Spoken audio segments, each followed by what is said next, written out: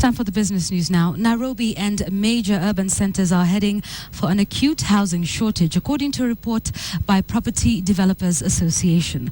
The report says the country is only meeting 7.5% of the intended housing supply annually, heaping pressure on prospective homeowners. Michael Karanja has the details. Kenya's housing gap is increasingly on the rise as the country's population continues to grow. With limited support from the government, property developers have been left to supply houses in the market while meeting their commercial interests. So far, demand outstrips supply, and according to the State of Development report, only 58,000 houses enter the market annually, marking 7.5% of the government's target to build 250,000 housing units per year. One of the big barriers there is entry. If you think about these very large projects, they're putting their own infrastructure in, so they're roads, sewers, electricity.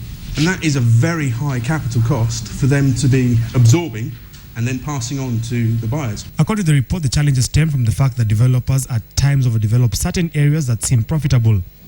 This has meant that development is now reaching buffers in other areas, with building densities rising with more units per plot and the availability of new land in the most heavily developing areas of the city now declining drastically.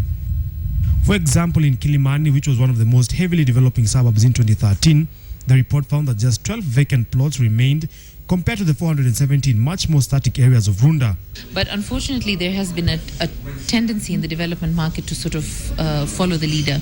So if, for example, a developer sees another developer doing something in a certain area, he'll go into that same area and do the exact same thing, assuming that by doing the same thing, he'll also be successful. Now, what developers often forget is that first one was successful because it was the first one. The housing challenges is not made any easier with the hike in construction permit fees from 0.006% of the cost of construction to 1.25%. This has meant that houses getting onto the market are more expensive, making that dream of owning a home ever more elusive. Michael Karanja, KTN Business.